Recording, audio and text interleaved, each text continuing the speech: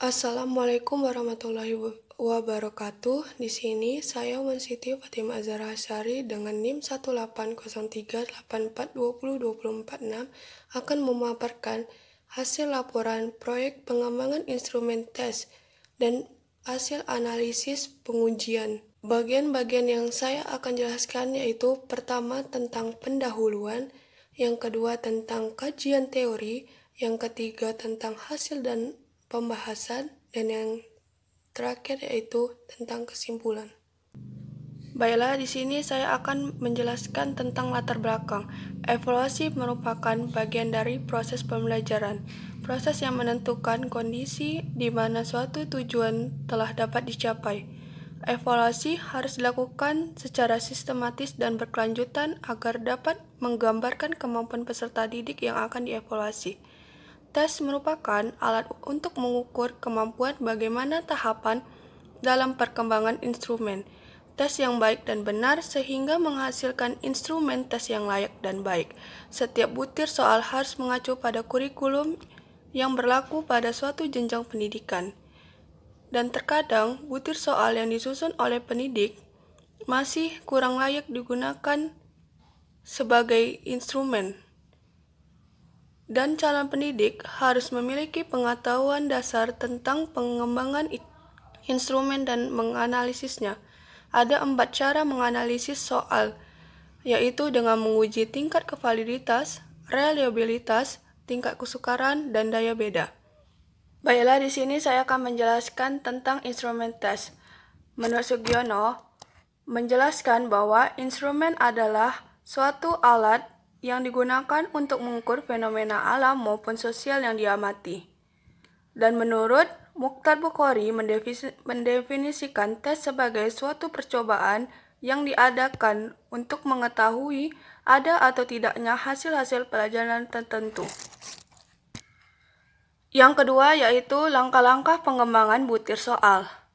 Yang pertama yaitu pengembangan spesifikasi tes. Spesifikasi tes yang akan dibuat harus menyeluruh, lengkap, dan spesifik, merujuk kepada karakteristik tes. Untuk tes hasil belajar, minimal harus spesifik mengenai hal-hal seperti berikut. Yang pertama, wilayah yang akan dikenai pengukuran. Yang kedua, subjek yang akan dites. Yang ketiga, tujuan dari pengujian. Yang keempat, materi tes. Yang kelima, tipe soal yang akan digunakan.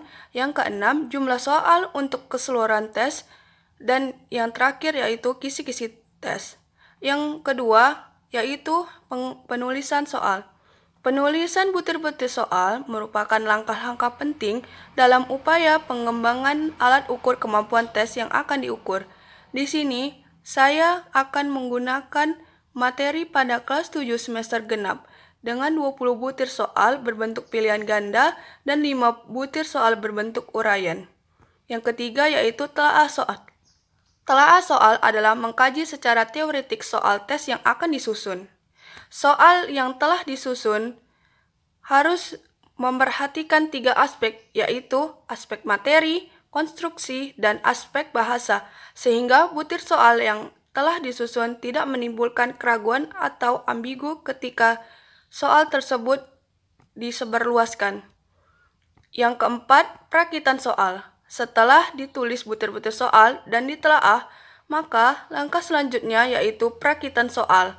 Hasil dari perakitan soal ini adalah sebuah tes yang secara teoretik baik dan siap untuk diuji cobakan untuk mengetahui apakah soal yang telah dibuat baik secara teoretik maupun empirik.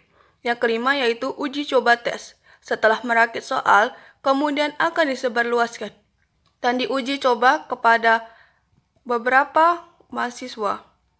Yang keenam yaitu analisis butir soal. Setelah diuji coba, maka didapatkanlah respon dari jawaban soal yang telah disebarluaskan. Dari hasil respon yang didapat, kemudian dilakukan penskoran tiap butir soal. Selanjutnya, dilakukan pengujian analisis butir soal yang mencakup pengujian validitas, reliabilitas, tingkat kesukaran, dan daya beda. Pengujian ini saya lakukan dengan melakukan SPSS. Yang terakhir yaitu pembahasan tentang analisis suatu perangkat tes atau butir soal. Yang pertama, validitas tes.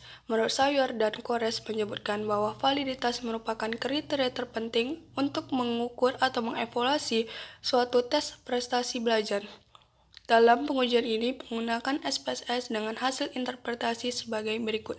Yang pertama, jika nilai signifikan 0,05 kurang dari 0,05 dan percent correlation bernilai positif, maka item atau butir soal dinyatakan valid. Yang kedua, jika nilai signifikan kurang dari 0,05 dan percent correlation bernilai negatif, maka butir soal tersebut dinyatakan tidak valid. Yang ketiga, jika nilai signifikan besar dari 0,05, maka butir soal atau item soal tersebut dinyatakan tidak valid. Yang kedua yaitu reliabilitas. Menurut Saifuddin Azwar menyebutkan, walaupun reliabilitas mempunyai beberapa macam nama lain, namun gagasan pokok yang terkandung dalam konsep reliabilitas adalah sejauh mana suatu hasil pengukuran dapat dipercaya. Di sini menggunakan SPSS untuk menguji dan menginterpretasi. Dan hasil interpretasi di mana jika Crown Batch Alpha sebesar 0,60, maka suatu tes tersebut dinyatakan valid. Yang ketiga yaitu tingkat kesukaran suatu butir soal. Pada umumnya, tingkat kesukaran butir tes diukur melalui besar kecilnya proporsi peserta yang berhasil menjawab butir soal tersebut dengan benar.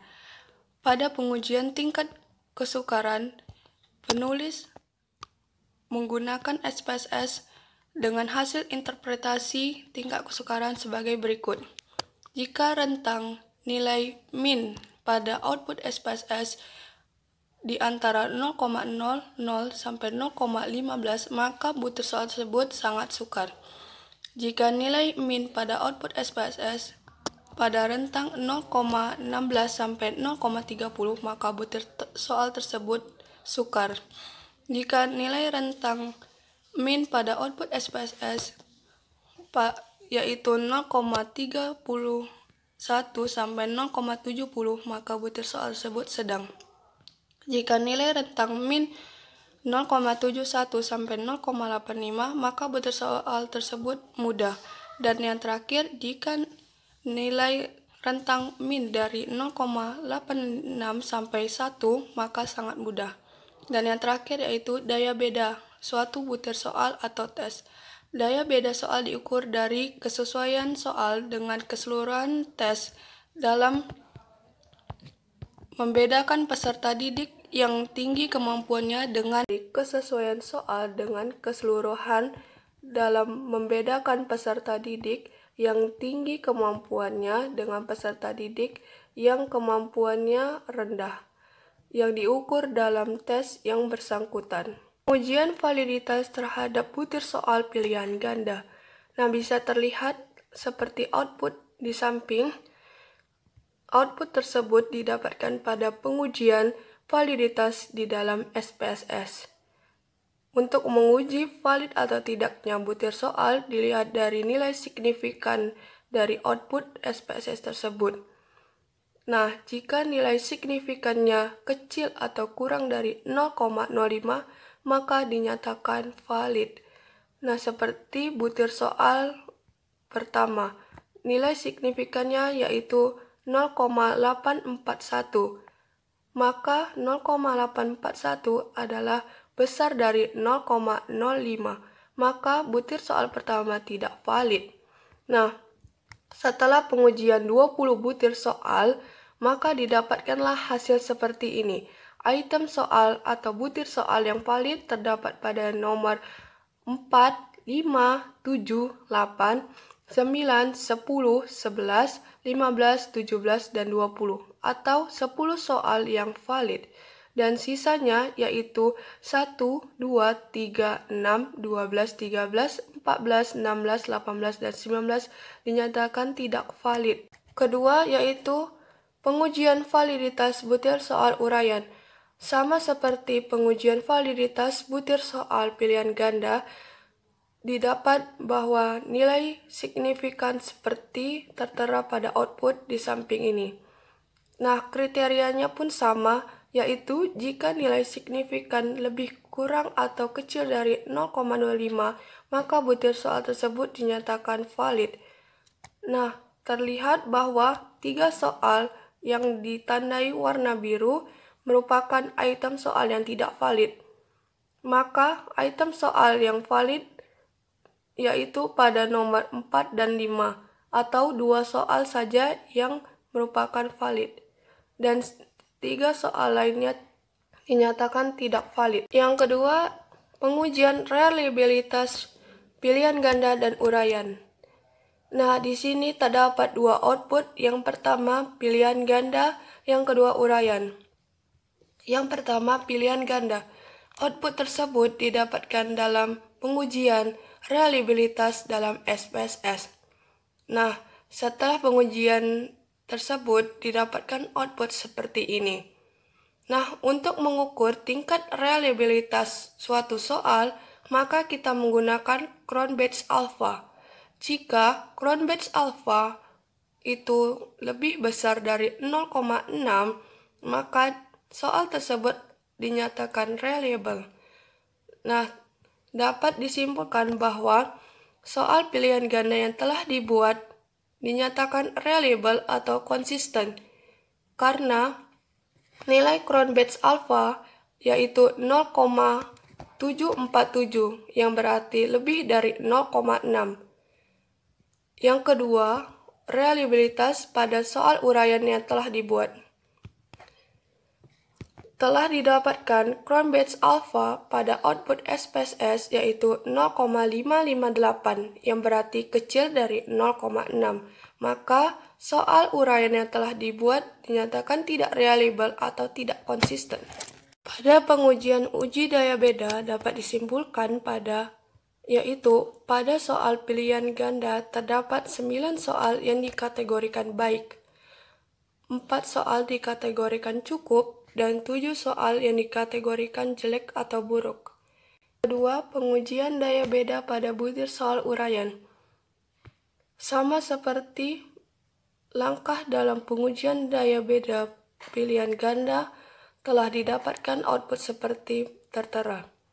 Nah, dari hasil pengujian ini, terdapat 3 soal yang berkategori cukup, yaitu pada soal 1 sampai dengan 3. Sehingga soal tersebut bisa digunakan, akan tetapi dengan proses perbaikan. Dan 2 soal lainnya, yaitu pada soal 4 dan 5, berkategori baik, sehingga instrumen tersebut dapat digunakan. Selanjutnya yaitu mengukur tingkat kesukaran pada butir soal. Yang pertama, mengukur tingkat kesukaran pilihan ganda. Sama seperti pengujian sebelumnya, tingkat kesukaran dilakukan pada SPSS dan terlihat pada output yang tertera. Nah, untuk menginterpretasi sebesar mana tingkat kesukaran butir soal yang telah dibuat, maka kita menggunakan nilai min. Dan di sini juga tertera kriteria yang menggambarkan bagaimana butir soal tersebut sangat sukar, sedang, mudah, dan sangat mudah. Pada pengujian tingkat kesukaran pilihan ganda telah disimpulkan bahwa terdapat 11 soal yang berkategori sedang dan 9 soal yang berkategori mudah, sehingga soal pilihan ganda yang telah dibuat cenderung memiliki tingkat kesukaran sedang. Pengujian terakhir yaitu tingkat kesukaran butir soal uraian. Sama seperti yang telah dijelaskan sebelumnya, untuk mengukur tingkat kesukaran soal uraian didapat pada output SPSS dan dengan melihat nilai min. Terlihat output pada tingkat kesukaran butir soal uraian lebih dari 1, sehingga dapat disimpulkan bahwa semua soal pada soal uraian dinyatakan sangat mudah. Yang kedua, pada pengujian reliabilitas, dapat ditarik kesimpulan bahwa pada soal pilihan ganda dinyatakan reliable dengan nilai Cronbach's alpha sebesar 0,747.